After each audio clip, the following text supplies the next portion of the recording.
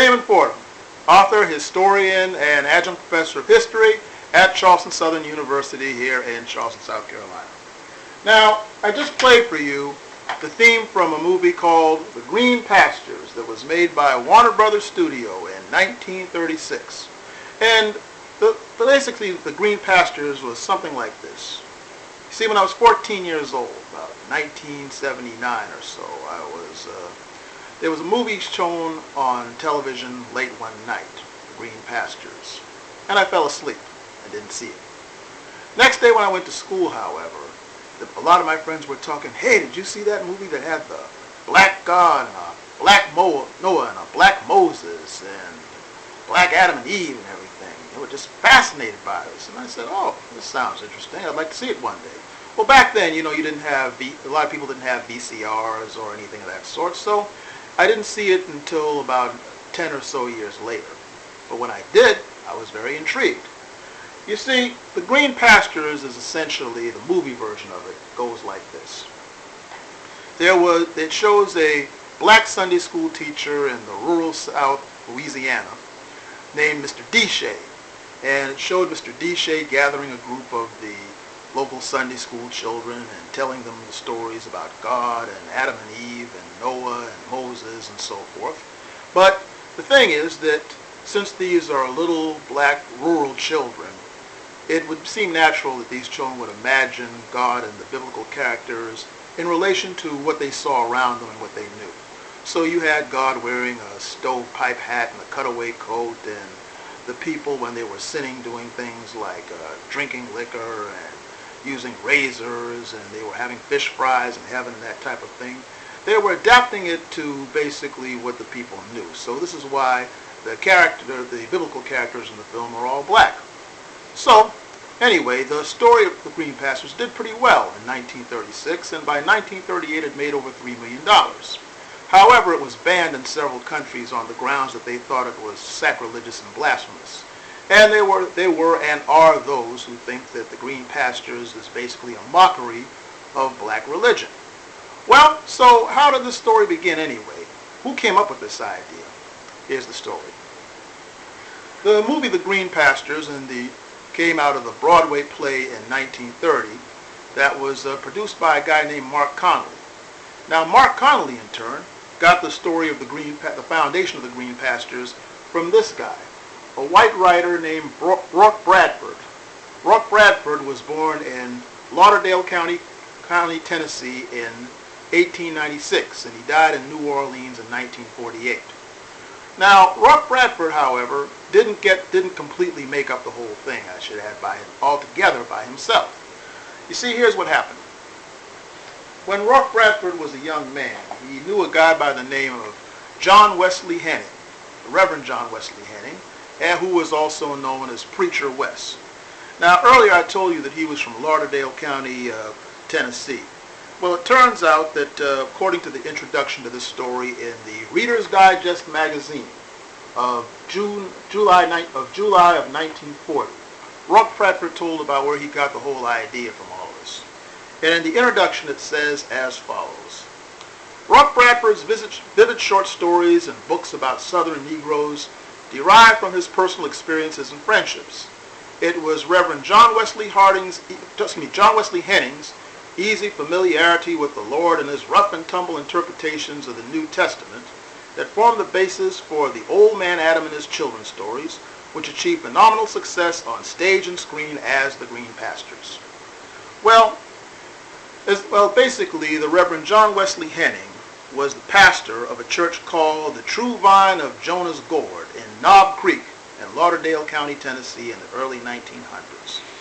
And Roark Bradford, in the story from the July 1940 issue of Reader's Digest magazines, has this to say about Reverend John Wesley Henning. Another of Preacher Wes's famous sermons was Dry Bones in the Valley, and it was inspired by the irreverence of the younger generation. And he would preach it as follows. In the Bible times, just like now, young folks was foolish. They cut up devilment and talked back to the old folks. The men's packed a pistol, and the women's made love powders and fought with razors. Scandalous going on all over the place.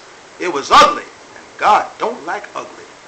One day God sent old prophet Ezekiel down there to swage him down. But the young folks say they ain't have no time for his preaching. You's too old to do my preaching, the young gal told him. Go ahead, granddaddy, and preach on to some people your own age out in the graveyard. All the young people took up the talk. They say, go on out in the graveyard and make your preacher talk to the bones. Old Ezekiel just looked down his nose on these young ones and said, I ain't fixing out to go to the graveyard and talk to them old dry bones, he told them. I'm going to make them old dry bones get up and talk to you.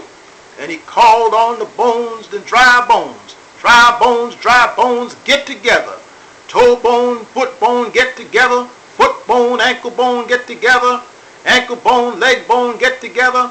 Leg bone, knee bone, get together. Thigh bone, hip bone, get together. Let's see you walk up here and spread the word of the Lord. And that, he went on to say, that sermon lasted for hours and left the congregation limp from crying, shouting, and singing. They blazed in the brimstone fires of hell and fluttered away on the wings to glory. And he concludes the story by this. He said that Preacher West once told him, you white folks make a heap of trouble for yourselves, West would say to me. Y'all get religion, and then you just sit back and kind of solemn and holy and don't pleasure yourselves no more. Well, that ain't right. When God give you religion, he wants you to enjoy it. Don't sit around and mope and act so holy like you're sick. Well, Reverend John Wesley Henning's bones lie in the Jonah Gore graveyard. It may be sentimentality or it may be what people call faith. But I have a pretty strong notion that he has indeed found a Lord in a heaven that just about suit him. And I know that this world would be a better place if there were more men in it like John Wesley Henning, and if more of us would listen to them. Well, he listened all right. And he took the stories of John Wesley Henning and adapted them into this book that he wrote in 1928 called Old Man Adam and His Children. And these are basically his versions of the black preachers' versions of the Bible stories through their sermons. Now, it's important that I note that John Wesley Henning was far from the only preacher of this kind. In the 20s and the 30s, they recorded many of these black folk preachers who, a lot of them were not very well-read individuals.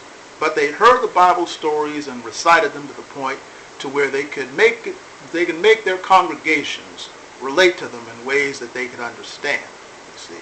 And other great preachers like this was a guy by the name of Reverend J.M. Gates, who recorded a lot of records out of the Rockdale section of Atlanta, Georgia, back in the 20s and 30s. And he recorded pretty heavily at that time, as well as others like my own pastor, Reverend J.T. Jackson, when I was a boy. He used to tell me about a guy called the Black Billy Sunday, who also made a lot of records during this time period. And so you had a lot of these folk preachers, a tradition that went on to the Reverend C.L. Franklin, the father of the great singer Aretha Franklin, who I used to hear on the radio when I was a boy. And he was also a very good friend of Martin Luther King's too. And so sermons like Dry Bones in the Valley and The Eagle Stirs His Nest and so forth, these were once classics of black preaching. So Roark Bradford took it into Old Man Adam and His Children, and then in 1930, Mark Connolly read the book and put it on stage as the Green Pastures, which won a Pulitzer Prize for the best play of the year, and that eventually became the movie The Green Pastures. Now, the thing that we have to understand about all of this is that while The Green Pastures is a very interesting portrayal of how black people view religion and so forth, well, Roark Bradford definitely deserves credit for writing it, but we also have to give credit to the true originators to that, which definitely consist of preachers such as the Reverend John Wesley Henning. This is Damon Fordham talking about The Green Pastures.